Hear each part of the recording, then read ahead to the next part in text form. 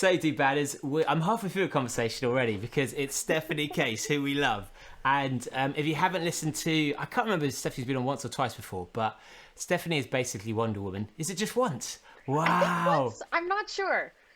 I'm trying to remember what's been on air and off air. Yeah. Yeah, exactly. That's the thing, we catch up outside of it. But to quickly bring you up to speed, if you haven't listened to the Stephanie Case episode yet, and if you haven't, just stop this one and go and listen to it because it's brilliant. Stephanie and I met in Afghanistan. She set up Free to Run, which is a charity for helping women in areas of conflict. She's also a mega badass, having trained for Tor De Geants and the like in a patch of scrubland. Well, not even that. It was just a little back and forth in the embassy, the American embassy. What else did we talk about? And then we talked UN also compound. about UN compound. Yeah. UN compound, yeah, and training on the roof of a Palestinian UN building, doing laps, and so we wanted to catch up with Steph primarily. Actually, just catch up with Steph's always great, but we were going to talk about Afghanistan and the aftermath, and then I mean your life is just such a whirlwind, and the job's changed, and Afghanistan's changed, and Ukraine's changed that you've been involved with, and you've won Tor De Geants as well. That's I don't know how to pronounce still, but so welcome to the podcast. I love you, Stephanie Case. Thank you. Does that bring us up to speed a little bit? I can't. It's hard to kind of package what I'm up to in a coherent way, but that's kind of how I feel about my own life anyway, so it's probably accurate. Well, why don't you tell people where you are? Because you can't really guess from the background. No. So at the moment, I'm at my home in Chamonix, in France, at the foot of Mont Blanc. But I'm only really here right now because it's Eid holidays. So that's the Muslim holiday that comes after Ramadan, a period of fasting and prayer. And I fly back to the Middle East on Saturday, so 2 days from now. I'm spending the summer in Amman, in Jordan, and then from August onwards, I'll be living in Jerusalem. So at the moment, I'm working for the UN, covering Syria, Jordan, Lebanon, West Bank, and Gaza. I didn't know that last bit about Jerusalem. Wow. Yeah. Have you been before? Yeah. Well, of course you have, going in and out of Palestine, and Yeah, I spent 2 years working in Gaza after the 2014 escalation of hostilities there.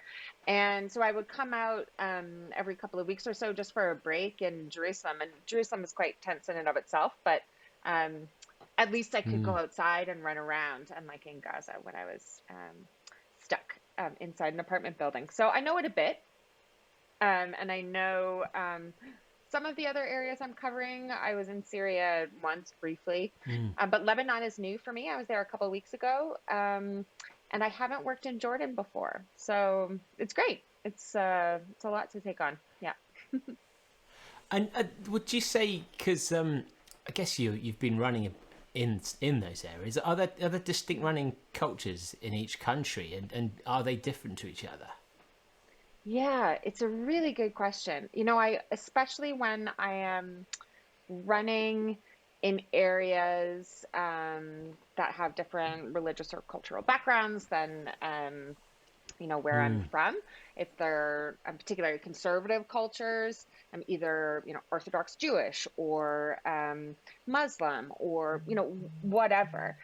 I always think ahead of time, what number one, what's the right clothing that I should be wearing, as a woman? Do I need to be covered up? How do I need to be covered up? For example, in Afghanistan, when I've been running outside, it's not just a matter of making sure that you're wearing full leggings or pants and long sleeve tops so that your arms are covered. The rule is kind of no butt, no crotch. So you have to make sure that the outline of the areas cannot be seen. Oh, I see. So you can't have a sexy silhouette. No, can't see the hips. So I would normally put on like a skirt over top of pants. And also to make sure that my hair was covered. So wearing like a head buff, more like a headscarf, and then sometimes another one around my neck. Yeah. Whereas in other countries that you might think would be conservative, like Oman, for example, the country, not Amman, Jordan, but Oman, um, also conservative culture in many ways, but I was able to run outside in shorts and a t-shirt with absolutely no issues. So it's always something that I need to think about. And then in Jerusalem in particular, where things are tense, I was running there a couple of weeks ago, and I was stopped by Israeli soldiers because there had been an attack in Tel Aviv that weekend. And everyone was kind of on high alert, and they didn't know who I was. And I was running close to the border between East and West Jerusalem. And I was wearing a pack, a running pack. And so for them, I might look like a threat.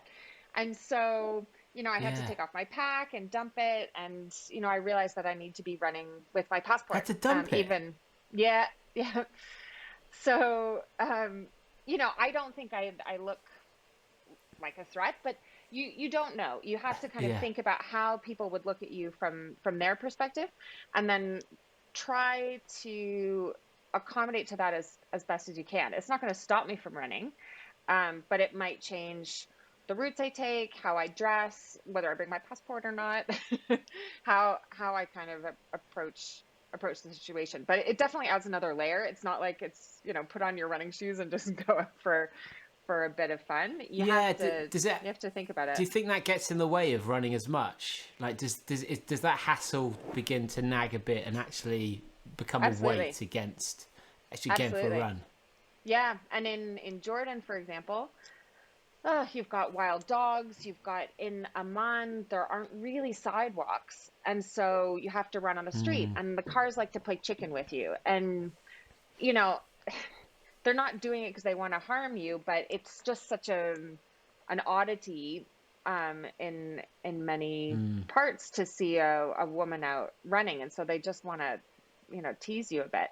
But it adds a lot of stress, and at the end of the day, if I have the choice between running on a treadmill or going outside, I'll pick the treadmill because it's just I can be myself, I can wear whatever I want, and in normal times, I hate the treadmill.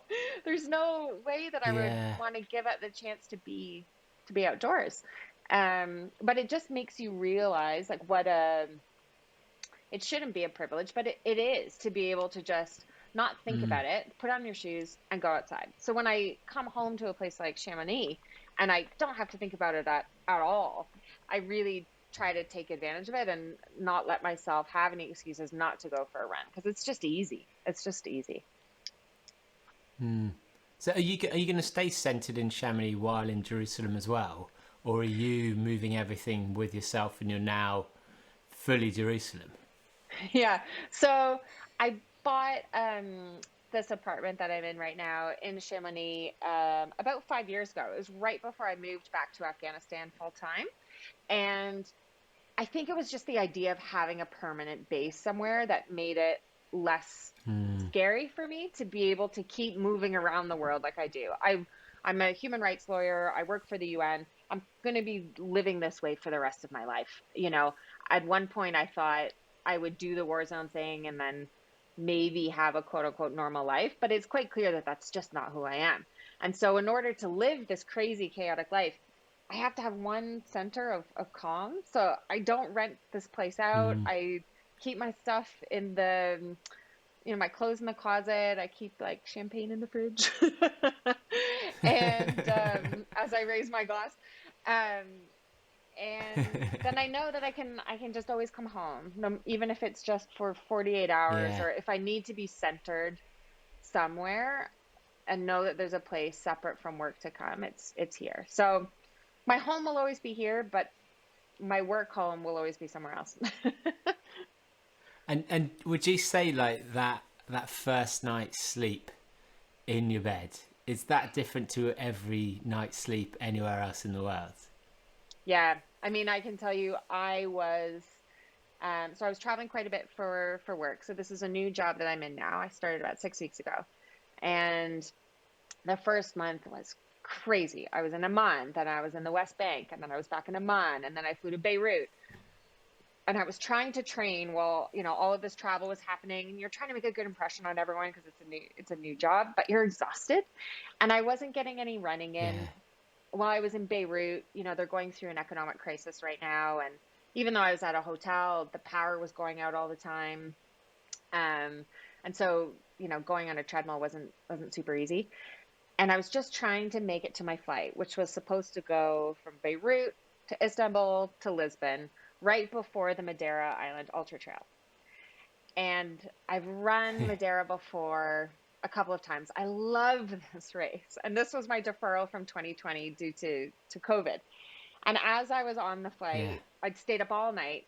I'd worked till 1 a.m. I'd caught a flight at 4, gone through Istanbul, was about to land in Lisbon. And I got a message from a friend who was supposed to bring my mandatory race gear that she'd gotten COVID and she wasn't going to be able to come. And it was like the last straw. I just thought, I can't do this. I'm perfectly happy to show up at any race that's like 100K, 150K, whatever. And I can get through it, even if training has not been great. But mentally, I'm like, this isn't one I want to push through. I actually don't want to do it. And while I was on the flight to Lisbon, I immediately booked a flight to Geneva and caught a transfer to Chamonix. And coming back to my own bed and being able to sleep and just wake up, even though I knew like it was a bit painful that I knew I wouldn't be racing, I just thought this was a good decision. I did like a 10K the next day, and then I did a 15. I just kept it super chill, took all the pressure off, and just allowed myself to decompress a bit. That's the thing that I wonder with your running is when you were, say, in Afghanistan, it was very much an escapism for you, where you'd go and you'd do these crazy like treadmill runs downstairs, or you'd be in the yards back and forth. And you've mentioned about how when you're running in some areas, it can be quite difficult, and I imagine just takes a lot of mental preparation even to get yourself ready, think about all these things. But where is the balance when you're traveling and when you're doing such emotional jobs and such emotional races, between running being like a joy and an outlet, and running becoming like an extra stress when you've got big races and you can't train? Like, does it flitter between the two? Absolutely. I think 99% of the time, running helps me manage everything else in my life. Running is always a stress release. Even if I don't feel it ahead of time, when I'm debating, should I go for a run? Should I not? I've got so much to do. I always remind myself, no one ever regrets a run once it's done. And that usually gets me out of the door. But there is that 1% when the stress is so high that I think, once I give myself permission to not run, it actually allows me to calm down a bit. But I can't allow myself to stay in that space for too long, because it's a spiral for me. When I don't run, I don't sleep as well. I end up working. I don't have any cutoff point for my work. So then I end up working 20-hour days without even realizing it, or even realizing that that's not okay. I work through meals. I end up eating like terrible food. My first week of work in the new job, I would get up in the morning, 6:30, I'd get like 4 or 5 protein bars. I'd go to work and I would just eat protein bars on the go. Wouldn't stop for like a falafel. Why protein bars? It was just the easiest thing that I knew, if I don't have the ability to stop and get a meal, I could have a protein bar. And that is a terrible way to go through the day. Whereas, when you do a run, it forces you to hydrate. It forces you to eat properly. It makes you more tired so that you sleep better. Yeah. So I can really only, if I do a whole week without running, that's kind of red zone, like danger zone for me, where I'm falling off the rails. But like a couple of days without running is sometimes good. And, I've had moments before where the stress levels have been so high, and I have had it in my head, like, you need to train, you need to train, you need to train. And I'll go out and I'll try to run, and my heart rate will go through the roof. And I've had to just like sit down on the trail before after 100 or 200 meters of climb. And I just have to realize, like, you're just not up for it. You need to go back to bed. You need to relax and try it again tomorrow. And that's Because your okay. body's so run down Yep. already. Do you think? Yeah, and And it's incredible, that you can have such variations. I can have some days where my legs feel like lead and I just can't move, and getting through a 10K is horrendous. And then 2 weeks later, I could knock out a 50K or run a 100-mile race or whatever, and I'll be fine. So there's huge variation, and it's hard to figure out, what do you think that is? Is that like cycle? Is that your cycle? Is that stress? Is that motivation? Is it? I think for me, stress is the big one.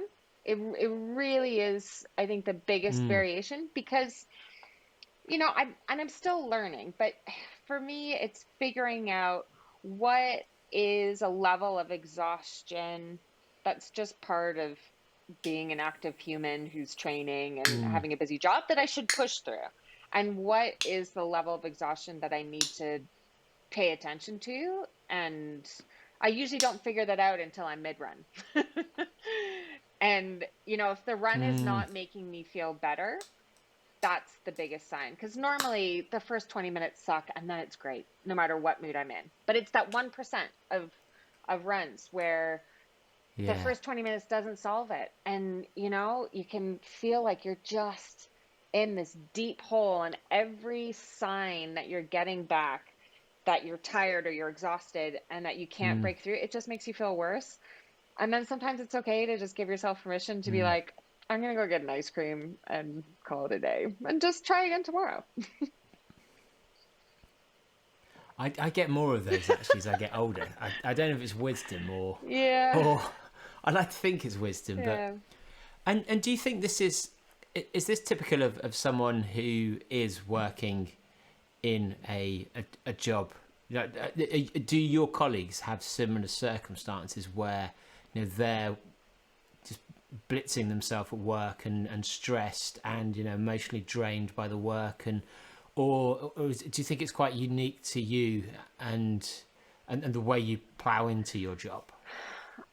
I think in the human rights humanitarian field in general, there's a huge problem with burnout and with pace and not really taking care of ourselves, because there's this culture that we are superheroes and we need to be able to weather whatever comes our way, because the situations we're working in, you're doing the work for the benefit of someone else. And so it seems ridiculous to complain about being tired when you're coming back to, a roof over your head, or, to talk about work stress or burnout when someone else doesn't have shelter or food or, a passport. It seems ridiculous. And so I think there's kind of an element of guilt in it. Yeah. So we tend to minimize, those types of stresses. But, I think maybe everyone has their own coping mechanisms. I think what might be not as common with the way I approach things is that my coping mechanism, which is ultra running, is also a massive stressor in some ways. So, in some ways, in every way. Other people physically, do yoga. mentally, emotionally. Other people do yoga retreats, and that's great. Or they'll go to a beach. I run 100 or 200 miles or more, and that's what I need to balance. Maybe because sometimes it works, and sometimes it's a bit too much. Yeah. And to kind of just to bring you back on something you'd said earlier that I just thought, I wonder, what is food like in places like, because we the only thing we hear about reports of people overseas is we'll hear that the British Army are in Basra and they've got their army, their army food, and the American Army are in here and they've got Big Macs and Coca-Cola and Hershey's and for yourself, when you are in somewhere like Afghanistan or Gaza, what is the food situation and what is on offer, and what you end up doing? It totally varies. I mean, I think the worst situation I was in food wise was when I was in South Sudan, because I was in a tent in a site for internally displaced people. And so the World Food Program was bringing in food for all of the internally displaced people, which was lentils and all sorts of stuff. But the humanitarian workers who were there didn't necessarily, I mean, of course, we're in quite a privileged position, but what I had to eat for 6 months was rice and beans. And I would, for breakfast, I really just couldn't face rice and beans or chapatis or whatever was there. So what I really craved was, yogurt and stuff that you just can't get when you're living in a tent and it's 40 degrees Celsius outside. So I would take the dehydrated milk and sugar that we had for tea, and I would add a little bit of water and I would pretend to make yogurt. And that would be, like the unhealthiest meal you could have, but it was the act of just having something that was like white and creamy for breakfast. That that would be my breakfast, and that was the worst because I didn't get vegetables unless I was helicoptered out and could go to the capital, to Juba. Once I made friends with the nurses in the Médecins Sans Frontières tent. They had the best logistics, and they brought in lettuce from the capital, and I would fake an injury. I never did, but it was in my head. If you really get desperate, fake malaria, and then you can get lettuce. But I mean, I've never heard someone be excited about lettuce before. I understand most vegetables, but lettuce is barely above cardboard in my eyes. Something crunchy, something crunchy. And in Afghanistan, I think if you were on an army base, you were pretty well set up. I did an embed where I was, basically on the U.S. military base in Kandahar for a week. And I've never eaten so well. I had crab, I had ice cream, I had the best crab in Afghanistan. I don't know where it came from, but in a landlocked country. And the UN compound, you couldn't go to a market to get vegetables, so they would be brought in. So you're not necessarily getting the freshest stuff, but you had to rely on canned food or go to the restaurant inside the compound. So not the healthiest food. I would have omelets like twice a day, and then there was the soup I would eat in the evenings. So you kind of have to give up. If you've got particular food needs, if you're like a vegan or vegetarian or gluten-free, you kind of have to give that up, and just accept that you're not going to eat what you want. I mean, I had tried to go gluten-free for a while before it was a bit of a fad, and I eat quite healthily. And I got quite stressed when I started working in these types of places because I couldn't get vegetables, I couldn't eat what I wanted.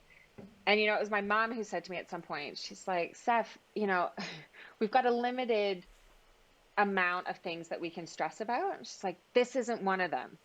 And it was such a relief to me, She's so right. I mean, my friend Leah actually says it best. She says, you can't put 10 pounds of shit in an 8-pound bag. And I'm like, this is the 2 pounds of shit I need to just take off the top. Like, eat whatever, eat whatever you can to just keep you going, and it's fine. So right now, I've got access to a lot of falafel, a lot of hummus, and there's great restaurants. It's just, you of course, you've got to change. You've just got to adapt to what's available to you and eat as best as you can, and just not worry about it. It's my training, my nutrition, my sleep, nothing is going to be perfect. And that's kind of what ultras are like anyway. If you go in expecting the conditions to be perfect, your body to react perfectly, it's going to be a mess. So in some ways, I think my training environments just help me succeed in ultras because everything is just chaos. So basically, most people do ultras because it's incredibly hard, and the endurance of getting through it is the ultimate achievement. And you're saying your life is just It's just that. It's just that. The long slog of day to day, I think until retirement. I mean, every day is different. I pretty much have no idea what I'm doing. I think a lot of the time, but I just have to learn how to be a problem solver in whatever country I'm in or whatever job I'm in, whatever challenge comes my way. Just try to be a problem solver and figure it out. And I think that's actually what helps me in ultras, because I don't go into races knowing, when I'm going to be at certain checkpoints and what my finishing time is going to be and what my pace is going to be. I have absolutely no idea, because I expect that there'll be a freak snowstorm or, it'll suddenly go up to, huge temperatures, or my bag will break down, or the toenail will fall off, or whatever. I expect it to be chaos. And that's kind of the consistent aspect for me throughout like life, work, and running, is that, you just have no idea what's going to happen. And so I think in some ways that allows me to roll with the punches a little bit better. Well, let's talk Tor De Geants. Yeah. So I think certainly since you last on the podcast, I can't remember it since when we last went out, but a beautiful picture of you, quite an emotional picture of you winning that, winning that race. Firstly, congratulations, incredible race, incredible performance. You in the photo that I've seen, you can see tears in your eyes. Like, you can see this is a really big moment emotionally for you. Like, what was causing that?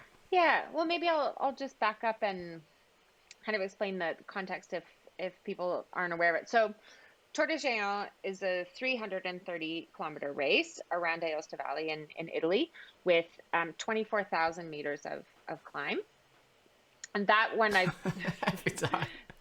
done 4 times and gotten on the podium 3 times. The one that I finished in September is Tor de Glacier. So that's like the upgrade on Tor De Geants. So it's a 450K race around Aosta Valley with 32,000 meters of climbing. So it's about 200. So that's over 3 Everests, basically. Yeah, it's over 3 Everests from sea level to top. So you wouldn't be in the atmosphere, would you? If you went up, you'd be in space. Oh yeah. You can't go that high. Yeah, and the thing that makes it unique is that it's self-navigated and kind of semi-self-supported. So the course is not marked, and there isn't even really a trail in some parts, which is what I just found quite fascinating and intriguing about it, because it's very easy to follow GPS when you've slept or you've eaten properly, but after 5 days of not sleeping, it's very difficult to look at your phone and understand where the arrows are pointing. And also, this semi self-supported aspect of it, they really don't hold your hand through this race. So in Tor De Geants, the course is marked. You can stop at refuges. There's checkpoints. You have life bases 5 times throughout the race where you can get access to all your clothes and things. In Tor de Glacier, I think there's only 3 life bases. So once every couple of days where you get access to all your things. And if you want crew to help you, they need to be willing to hike up 1,000 meters or more in the middle of the night to come to a refuge, which the refuge owners may or may not be awake at the time you come in. There were a number of instances where I would run into a refuge at 2 a.m., expecting food and an array of goodies that I could eat, and the place would be dark.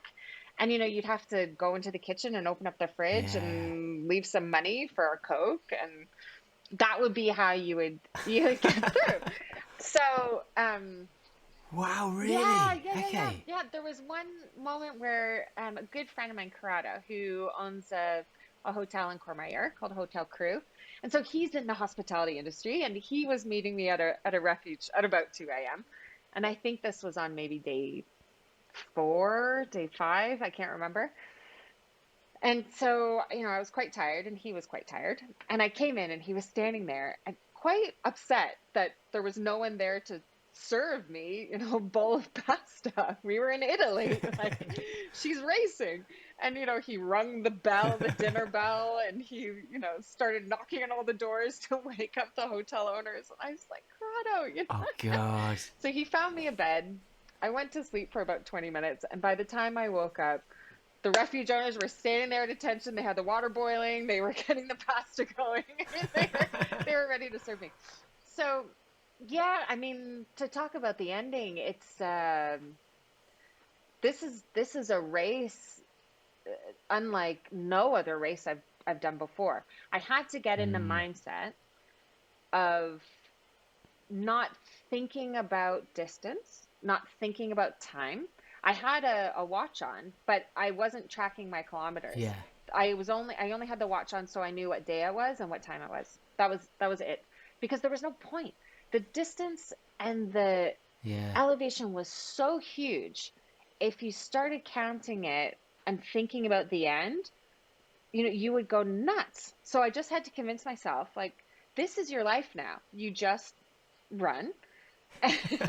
You just move as fast as you can at all times, follow this track as best as you can, and that's it. And there's no end, and there's nothing outside of this one task, which is to just keep going. And so, it was on the last night. It took me 155 hours to do the race, with only 4.5 hours of sleep. So that's 6.5 days with 4.5 hours of sleep.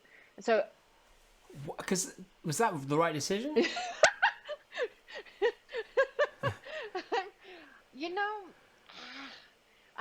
I think I should have slept a bit more. I think I should have slept a bit more. Not kidding. Like, okay, no. To put this in context, so I was third scratch, so I was third male. Yeah. Which is better than I thought it would be. But the first two men were running together the whole time. So they could help each other navigate. They could help each other stay awake. And I was only a couple hours behind them, I think up until maybe the fourth day. And then I really fell off the rails a bit. And we chatted after and they said, how much were you sleeping? And I said, I slept 4.5 hours. And they had slept about 6 or 7. And they were quite insistent that I should have slept more. And I think they're probably right because... you would lose time, and I have no idea how much time because I was in this drunken space where all of a sudden you would just wake up on the trail, standing up or maybe moving, but you would have no idea what had just happened in the last 5 minutes, 20 minutes, hour, no idea. Yeah. Like whether you were standing still or whether you were moving or whether you were moving slowly without purpose. No idea. There were huge gaps in consciousness that I think if I had been more awake, I would have been able to move more quickly. Have you gone back and looked on? Because was it tracked? Could you see weirdness when you looked back on the timing and the routes? Yeah. So I had my dad recorded all of my timings whenever I went through a place that recorded my time, but I don't have any way of checking whether I did circles. There were a few points where I was definitely doing circles just because I couldn't understand what I was looking at. There was there was one moment where I was probably 10, 11 hours from the finish, but I mean, this is like the final stretch. And the two guys, the fourth and fifth place were, I think, within about 45 minutes of me. So when I heard that, I was like, okay, it's sprint time. And I'm sprinting up to the refuge and I get in like I'm going through a checkpoint in like a marathon or something. And I'm like, getting the food. I'm like rushing. And I'm like, yeah, I'm almost at the end. And my friend Leah said to me, yeah, it's probably only like 10, 11 more hours. And I was like, no. And I rushed out of the refuge and I'm like, okay, final sprint. And there were like 5 cameras on me from like local media and stuff. And I'm looking at my GPS and I look up at all the cameras and I start running in one direction and I'm like, no, that's not it. And then I kind of turn around I look at my GPS again, and then I look at the cameras, and I just said to them, I'm like, I have no idea where I'm going. Oh It God. was just this moment. We were on like a street, you know, I couldn't remember where I'd come Yeah. from. I really couldn't remember what Yeah. direction everything looked foreign to me. It looked completely different.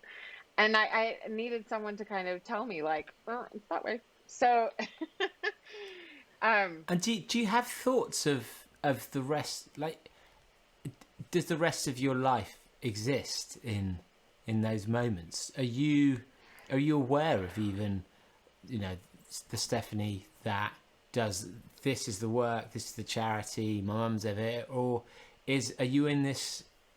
Is it a very surreal world where it is almost like a computer game, a dream? yeah. You only have certain elements, parameters that you can actually control and think about. Yeah, it's a weird feeling. I can say, you know, after a week of running straight, I felt like I still didn't have enough time.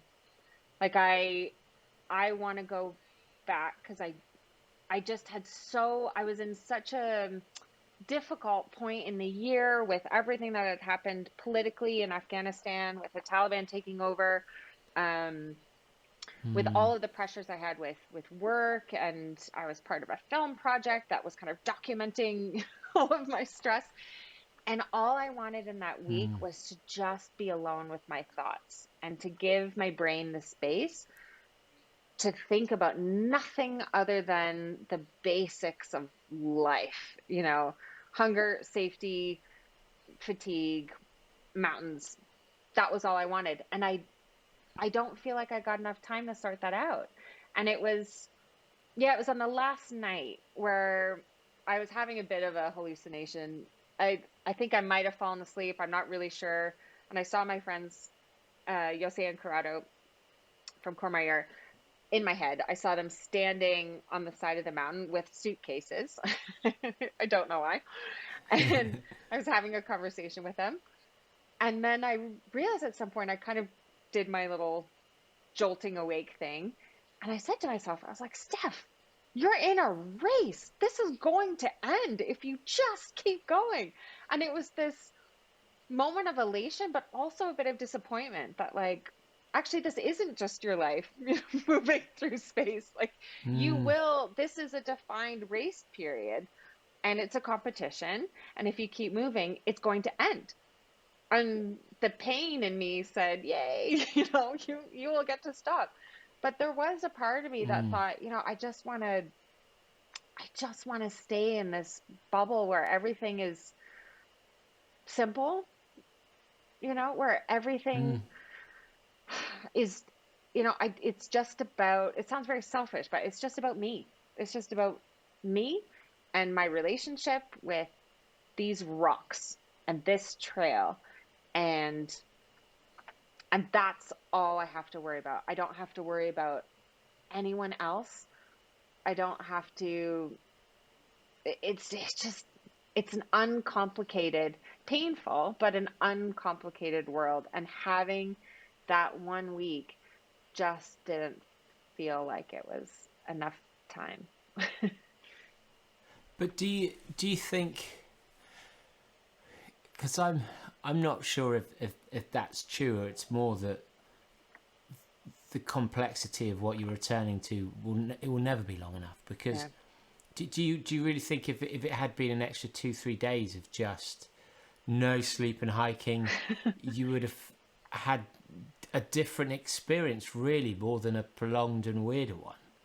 I don't know, but I mean, that's the question that's going to have me coming back and have me continuing to look for other challenges. I mean, that's harder race. Right? Yes. What's the next one up? Well, you know, but that's the point of ultras, right? It's like you don't know what you're going to get.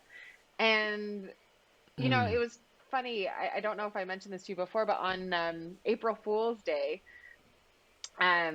the race organizers of Tor De Geants, they put out, you know, you have Tor 330, which is Tor De Geants, and then you have Tor 450, which is Tor de Glacier, and they put out Tor 1000, and everyone was like, ha ha ha, April Fools.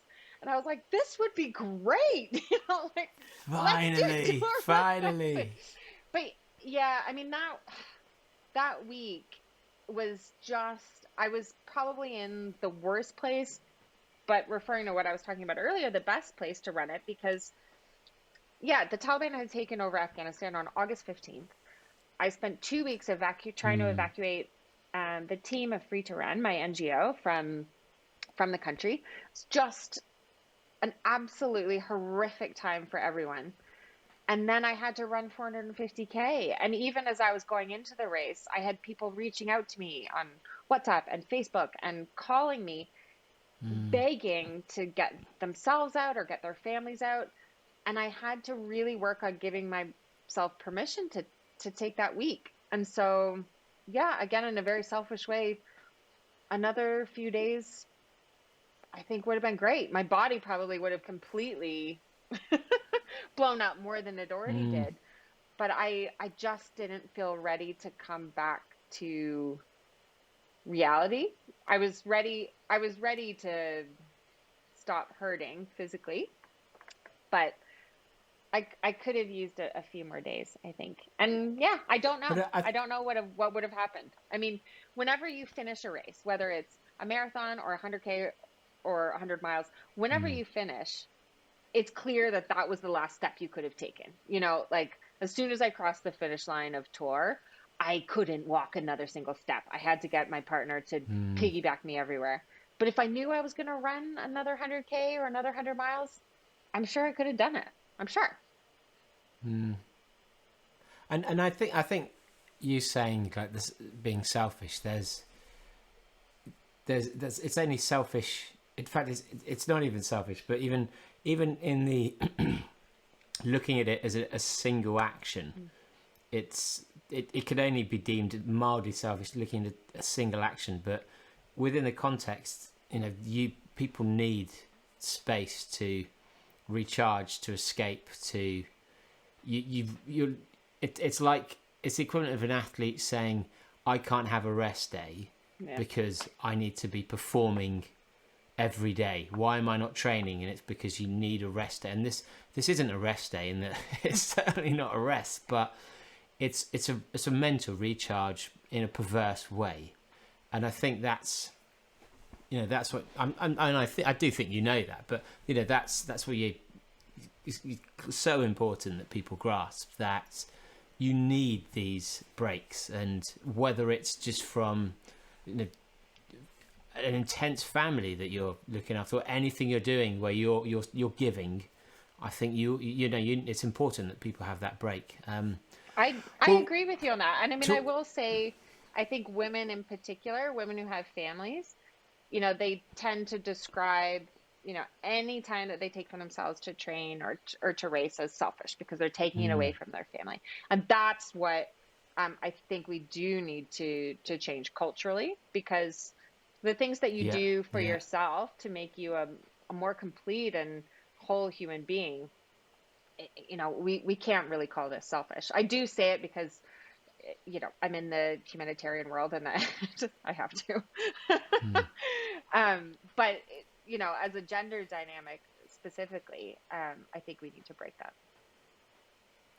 Yeah, absolutely, and that's why I love Sophie Power, because when we interviewed her, she was talking about how she's famous, depending on famous for the photo of her breastfeeding on UTMB, but actually the kind of story behind that is that whole race was a family unit adventure, and too many families have the women doing the work and the men living their life as if they weren't in a family. Yeah. And actually, you're right, it needs to be both, where it's so important that females who are mums, who are looking after families at times are still having their own escape, their own unique identity to inspire their children and to feel happy as Yeah. well. Well, you mentioned about Afghanistan, and that, I mean, it's going to be, I'm sure, quite a hard part of our conversation. From afar, it seemed as if it was the British press in particular.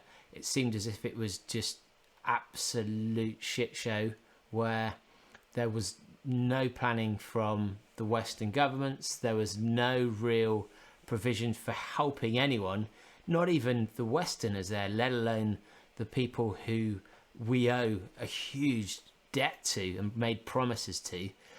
From your experience of being in between the, I guess, someone who is in essence a local at times, but with a huge presence there, like what was your view of what actually happened and how things went with the transference of power? Yeah, I've got a lot of thoughts, some of which I can share and some that I can't. I would say that I don't think what happened was inevitable. I do think it could have been avoided. I think there were certain actions that were taken by Western governments that accelerated what occurred, and it became the idea that the government would fall became a bit of a self-fulfilling prophecy. But it was clear to everyone who was connected with Afghanistan that things were going in a very bad direction. I did not anticipate, and many others did not anticipate, that it would happen so quickly. So I went back to Afghanistan in July last year, 2021, just a few weeks before the Taliban took over, to do contingency planning and, figure out how we could keep operating if the Taliban took over within 6 months, a year, what have you. There's no way I thought that it would happen in the next few weeks. But I think what was most disconcerting and most upsetting when the Taliban took over was that things changed immediately in terms of perceptions of safety, in terms of what kind of support would be given to Afghans who were going to be most affected by the Taliban taking over, and that being women. And, the first week after the Taliban took over, I still had hope that, we'd be able to get our team out, people who were at risk, who had worked for foreign organizations, who had worked on women's rights, and that would be particularly at risk when the Taliban were in power. I believe that we'd be able to rely on governments that had supported our organization to grow over the 7 years it had been in place. And I listened to promises that were made. And it was at the start of the second week when I realized the help just wasn't going to happen. It wasn't going to materialize. And the response to the evacuations was so ad hoc and so random that, I would see on the news, some lovely woman in Oklahoma who had connections with a local politician and somehow managed to get people that she had maybe met once or heard of on a plane and evacuated to safety. And I thought, I work for the UN. I run an NGO. I'm connected to multiple governments and armies and special forces. Why can't I do the same thing? And it was one of the most harrowing, I can't say it was, I can't describe my experience as harrowing because I was not sitting in Afghanistan. It was harrowing for the people who were in Afghanistan. But as someone who was desperate to try to help the people that I had a responsibility to help, it was infuriating. And, and in the end, it was the Ukrainian special forces that I worked with to actually get my team out, which is incredible to think about now, given what's happening in Ukraine. But, I had to find my own planes. I had to make my own security assessments about whether it was safe to go to the airport amidst, actual suicide attacks. I had to come up with, documentation from various governments to get past checkpoints. The level of responsibility that fell to quote unquote normal people to try to do extraordinary things it was scary. It should never happen. And was that, how much of that was a lack of willingness versus a lack of preparation versus a lack of actual organisational skill from the Western governments, do you think?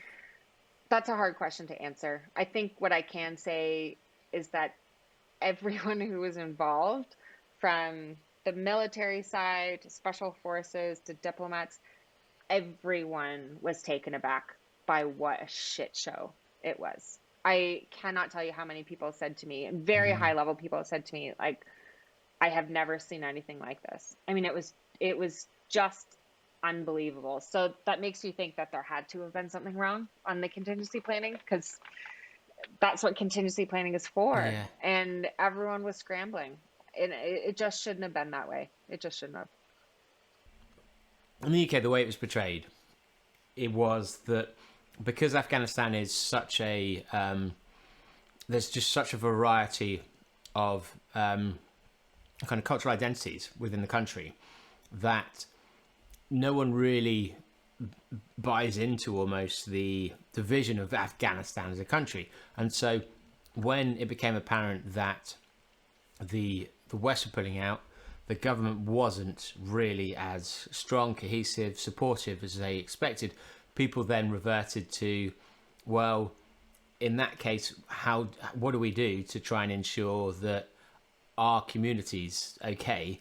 Which then meant people just let the Taliban kind of just rip through, because what was the point if as soon as you've decided, right, that's leaving us, you might as well go, okay, well, let's accept the new norm and try and bring it in a way that isn't going to disrupt our community too badly. I mean, is that a fair depiction, would you say, of...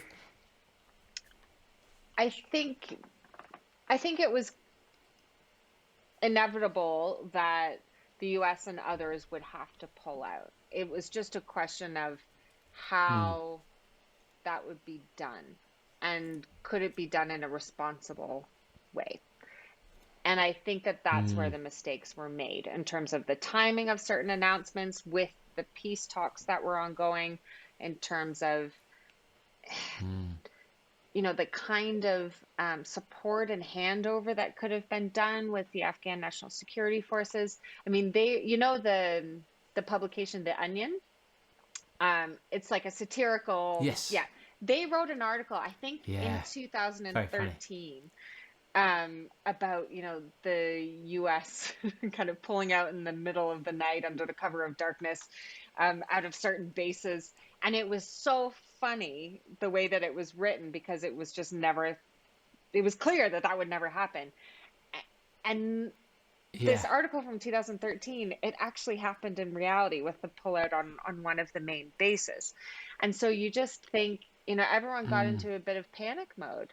And we're talking about a country that's had foreign intervention for decades, not just the last 2 decades. And if you're going to be involved in another country, there's a responsible way to do it. And I think now we're really only uncovering a lot of the mistakes that were made in terms of how the banking system was propped up, how quote unquote capacity building and support was done with the security forces, what could and could not have been done with the government, and how the peace talks could have been supported better. It's, I'm not the best person to analyze this. And of course, with my position with the UN, I'm very limited in what I could potentially say. But I think I don't make a judgment on the fact that international forces pulled out.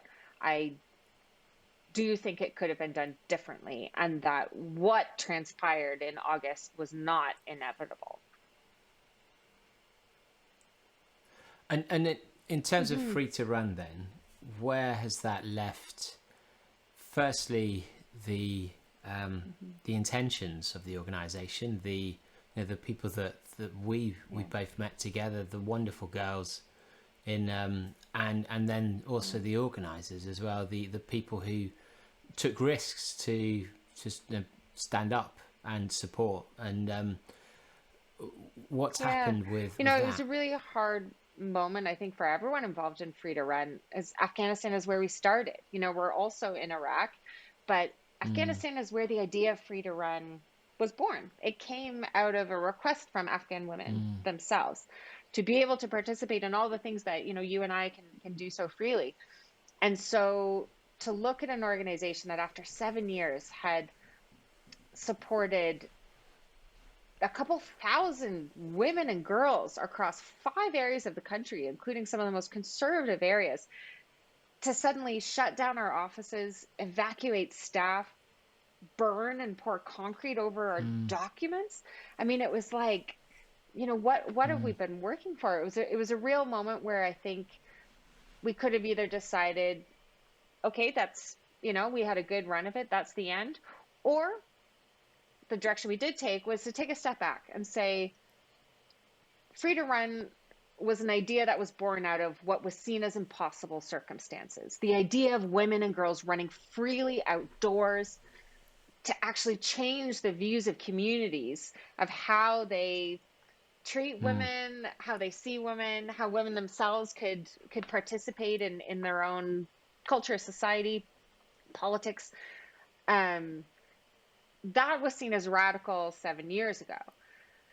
And so now we're in a situation where the Taliban is in control.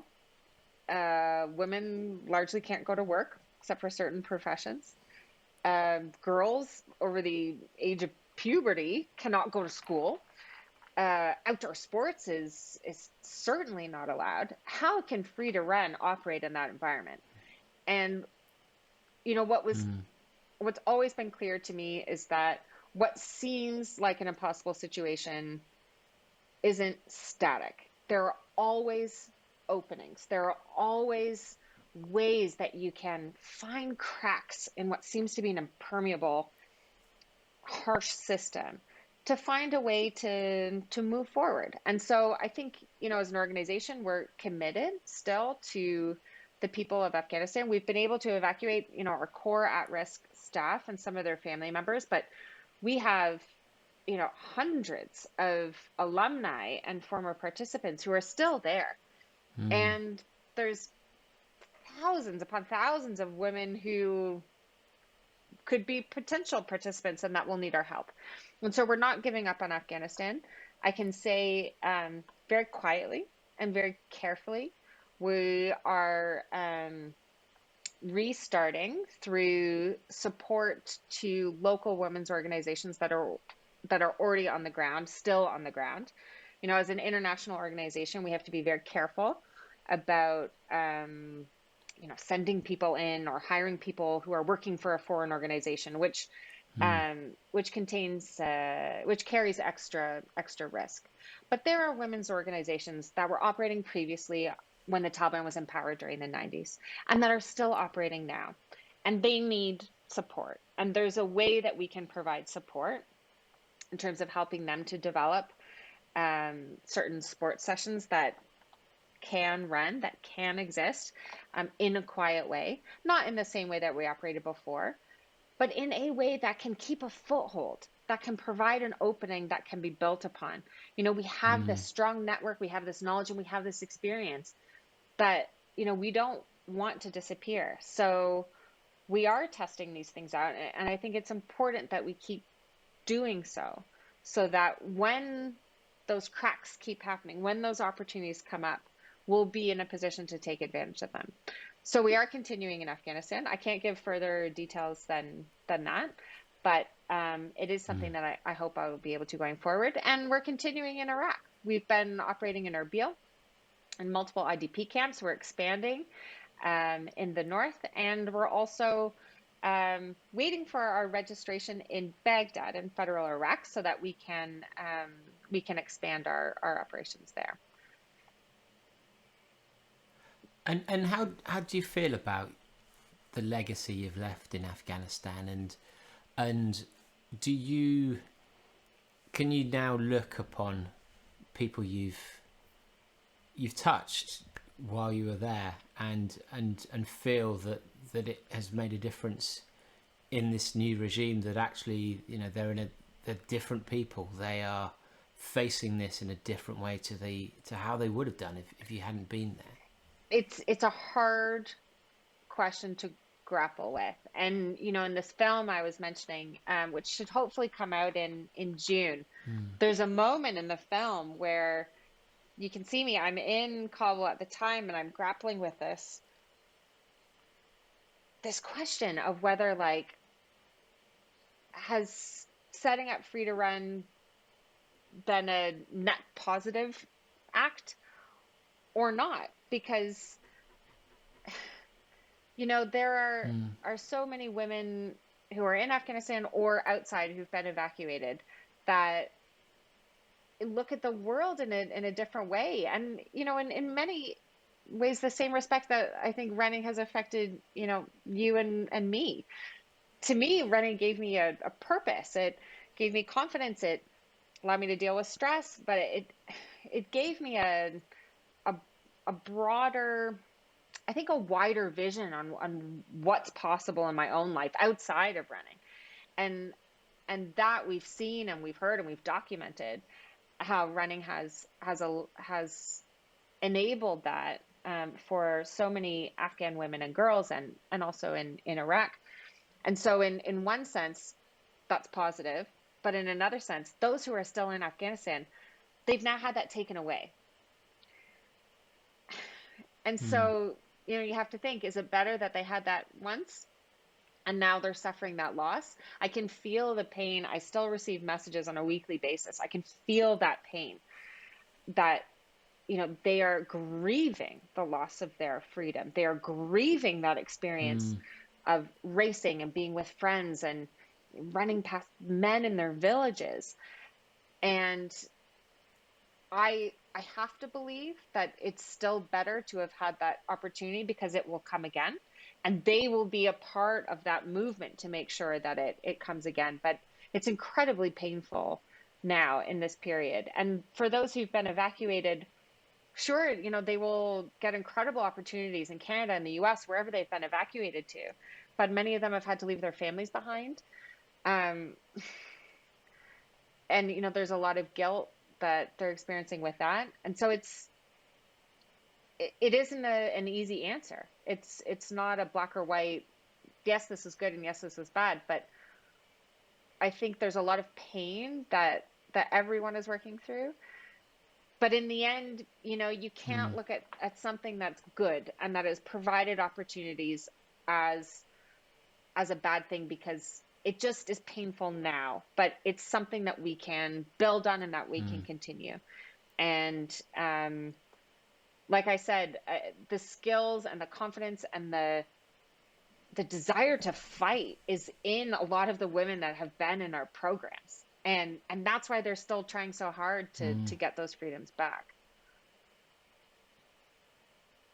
And that's what I was thinking, that we don't know how long the Taliban will be in power for. We don't know the nature of how they govern year to year, locally, nationwide. And actually what affects change is the will of the people. And I mean, Free to Run affected a lot of women, but it also affected a lot of men. Exactly.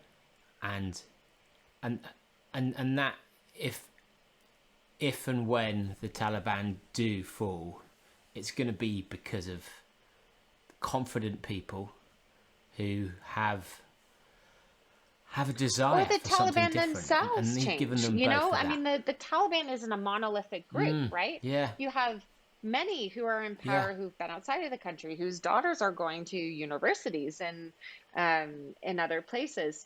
And then you have those who are a lot more conservative. There's much variation within the Taliban themselves. And there are openings that happen at the local level. The Taliban are in a difficult place because, they've come to power on the basis of, a certain ideology. Yeah. Dogma and that has been what's kept the fighters on board. But there are others that have different views. So, to leave open the possibility that there could be change, I think is really important. So moving on to this film then that is in June, which is close actually, and are there going to be film showings in London, for example? So a couple of things. So this film was backed by the North Face, who I have a relationship with, and they've been fantastic because this isn't a traditional running film. There are a lot of films. I don't think you needed to say that, after this last hour. But I don't think it's not a 10K PV but film. I'm going to be very frank. When the filmmakers approached me, they approached me a few years ago, kind of wanting to cover my work and my running and free to run. And my feeling very strongly was that we don't need another film about another privileged white person running around. And so, fine, Unless they want to do this guy, one more. One last one, then no more. No more. So this was my feeling. And I said, if I can be a conduit to help free to run, get a bit more coverage and to be able to provide a platform for, Afghan women to be able to tell their own stories and how running has affected them, like, let's do that. And, thankfully the North Face was behind it. And we had to pivot a number of times. We did not expect that the country would fall. We had an expedition. Because when did it start? Yeah, when like did a couple of years begin? ago when I was still in Afghanistan. And in the spirit of this being maybe an unscripted podcast, my battery's about to run out, so I'm just going to carry you with me as I get Get a lovely talk. Go and talk us through the house. Give us a. Who lives in a house like this? Okay, let's keep talking. Have you only tidied one room, or are we going to see some? No. some horror shows? No, we're fine. Like I said, adaptability is important. So we were supposed to, basically. Because what was the film essence to begin with? How was it So pitched? originally the film, before the North Face was even on board, we were filming, I had a GoPro, I was filming me running around the compound in Afghanistan. And then COVID hit, and then I was stuck in Canada, and then I switched jobs. And so, we had to make a number of pivots. And then we were supposed to basically film an expedition that we were going to do with Free to Run in the Wakhan Corridor, which is in the northeast, beautiful remote part of Afghanistan. And it was going to cover that expedition and Tor De Geants. And then Badakhshan, where the Wakhan Corridor is based, was the first province to be taken over by the Taliban. And so we had to cut out that. And so we made a number of pivots, but the North Face stayed with us to enable us to tell this story really of the need for visibility of women on the trails and on the mountains and the impact that has, whether it's in Afghanistan or in Italy and on the trails of a race where we only had 2 women actually finish. And so in the end, we got to the same message that we wanted to get to, but in a very different way. So quite excited about the film. We've got a short version of the film that will go out. I believe the plan is that it'll be on the North Face website. So it'll be backed by North Face Global. So there'll be a trailer, a teaser, and then I think it'll be on the North Face website in June. And then there'll be a longer cut that will be able to delve in a little bit more to the dynamics around Afghanistan and to Tor De Geants. That will hopefully go into film festivals if they take us a little bit later in the year. So yeah, stay tuned for that. You get a real taste of the storyline in the North Face cut. It's about 30 minutes, but the longer version, I think I still haven't seen yet. They're still working on it. So. And how does a brand like North Face react when the story is so deeply political, not intentionally from the start, but like they're making a film with a wonderful premise and a really lovely cause, and then the whole world around it is just collapsing, blowing up.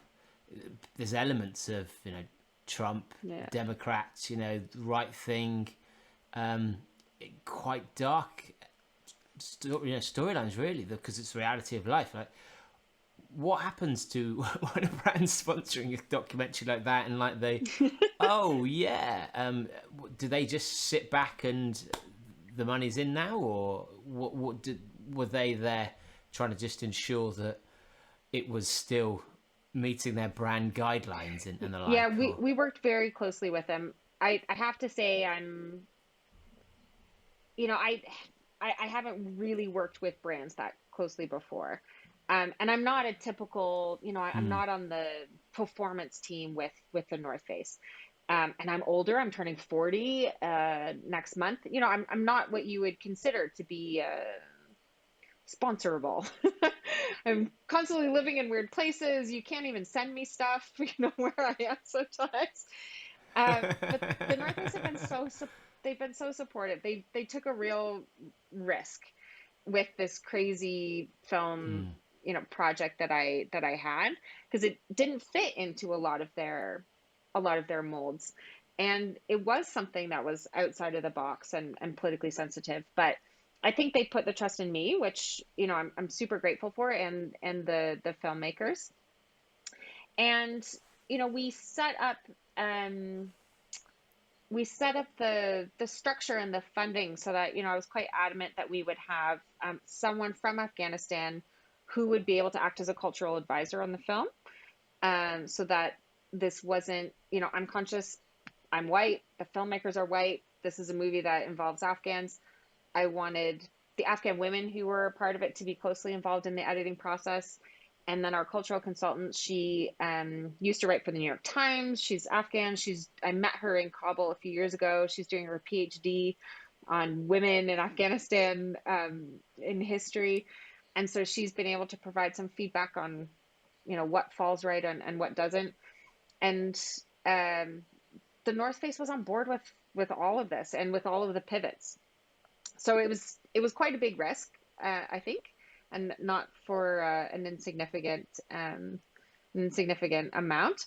So I'm pretty grateful, and it's restored my, you know, faith in the corporate world.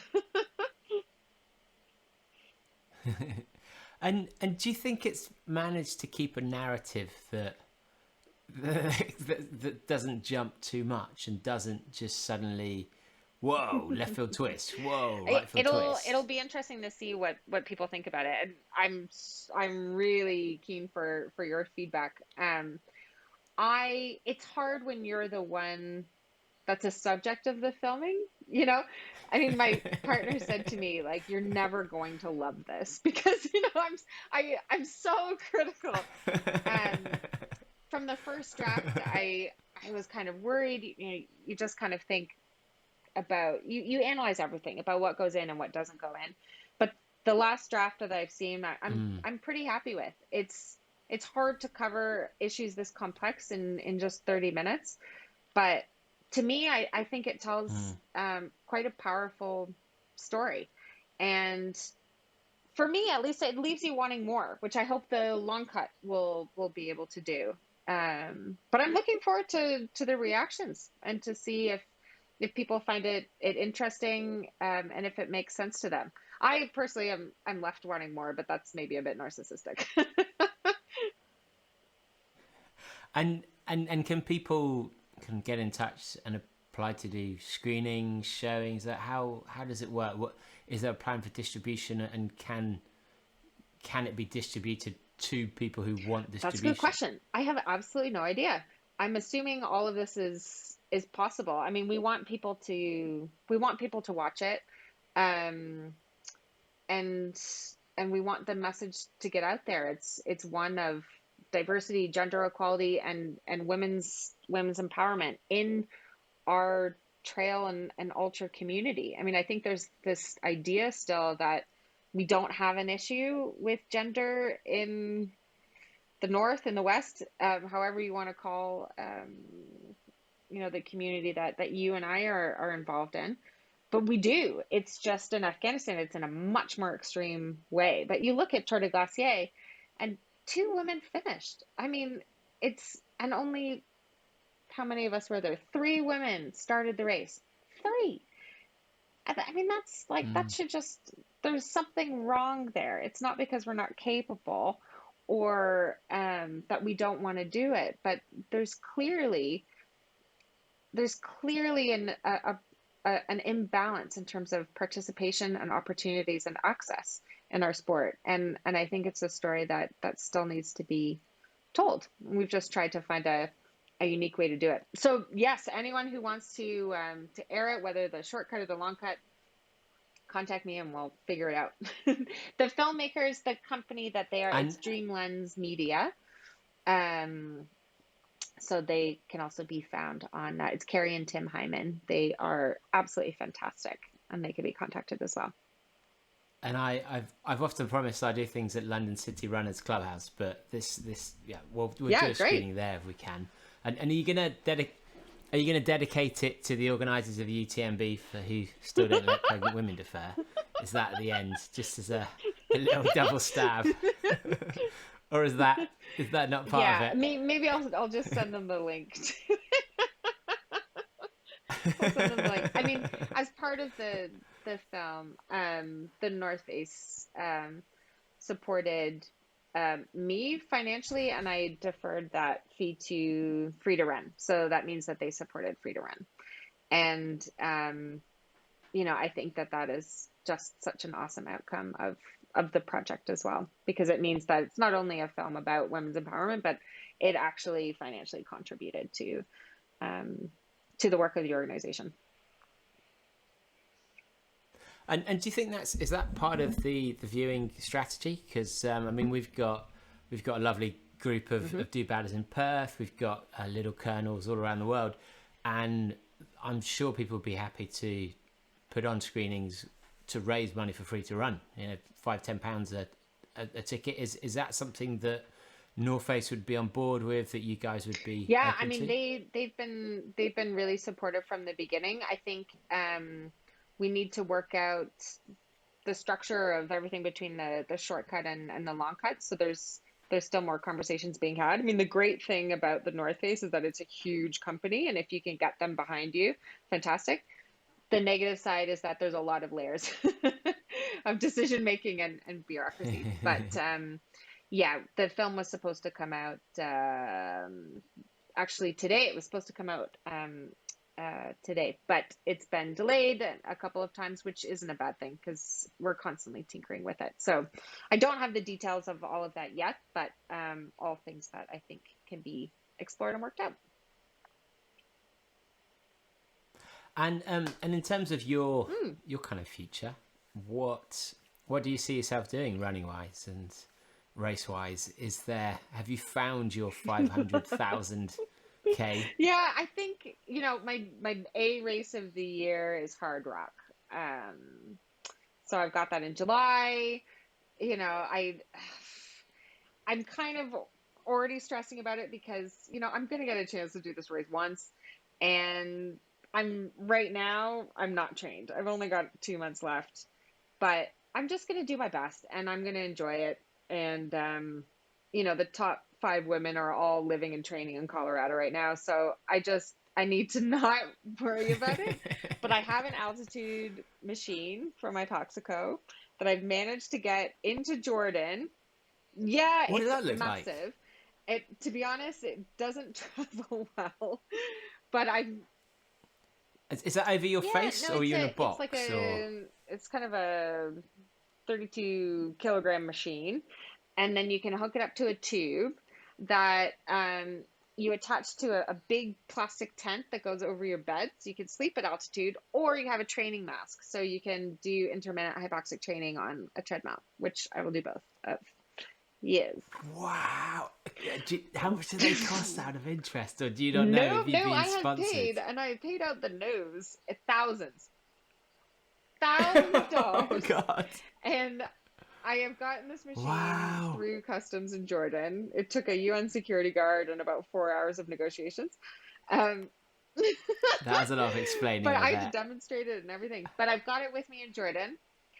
And it can go up to over 6,000 meters altitude, which obviously you don't want to do at the start. Wow. But I'm going to use that over the next 2 months and see how that can help my training and how that can get me Or like Yeah. sleep in it, or Yeah, just so I sit reading a created a book, work or tent. So I would come home from work and just I set it up in like the living room, and I would just work in the tent and drink wine, which is not a great plan either because my blood oxygen level went down to like 84. doesn't red wine help with? It It's helps not good. with red blood I do cells, not though. I do recommend. believe. So yeah, when I go back on Saturday in 2 days, I will be setting it up over my bed, and then I'll also use it on the treadmill. Yeah, And do you notice the difference totally. when you're sat there when you're Yeah, I on the haven't used it treadmill? on the Or treadmill yet, but at least sitting in my work tent, I definitely got a bit lightheaded. I'm calibrating it. I'm still figuring out how high I should put it. I think I need to do it a little bit more slowly. I put it up a bit too high, and yeah, my blood oxygen level went down way too low, and then I had a massive headache for days. So I'm working it out. I'm working it out. There might be mild brain damage, but and given that you've spent so much on this, does that mean you're now committed to doing insanely high altitude races for the rest of your life I to mean, try and who get your value knows? for money?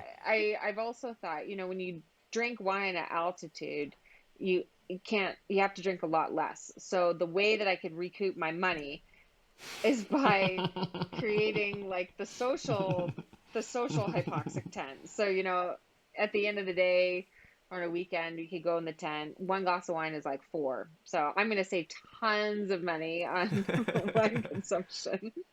You are welcome to come visit the social tent. You should. I mean, that sounds like a great I mean, party really, place. it's Just huge. It's actually huge. It's like king size. So, yeah, I'm pretty excited to test it. The company's been great. Like I've had so many issues trying to get it overseas and moving it and parts and all sorts of stuff, and they've been incredibly understanding and flexible, and really just trying to help me get it to where I need. what are they called? What's the Yeah, it's product called called in the Hypoxico. company? Um, Yeah, yeah. Hypoxico.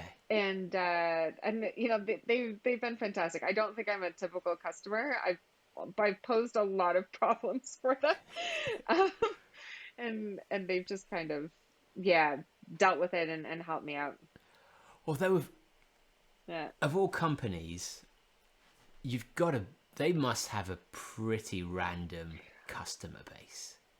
Other than shops, like individual people, their customer base must be like I think pretty so, whack. but I also don't know if that many people are trying to travel with this to the Middle East and get it through Israeli security and all sorts of things. So, Yeah.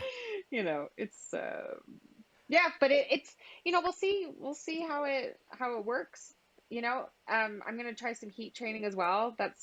I've been told that's like Is that another machine like you're whatever. reporting? Heat training is supposed to be like the poor man's altitude training. So if I get some heat training plus actual altitude training, I should be fine, right? It'll be fine. Absolutely. And for your heat training, you're then gonna have like a hot toddy as your drink. So you've I'll got your just run around outside in a mine in a garbage bag. I mean, it'll and then come sit in my social tent. But yeah, I mean, I think in general, I'm kind of moving in the direction towards like big challenges and away from races. I feel that in me. It seems to be the progression of a lot of athletes. But I've done UTMB, I've done Tor De Geants, I've done the Barkley, I've done Western States, and then I'll have done Hard Rock, and it's like, okay, well, I can do Tour de Glacier again. I'd like to try to cut off like maybe 20 hours off my time if I can. But any more Barclays? I don't know. I mean, it was incredible to see Jasmine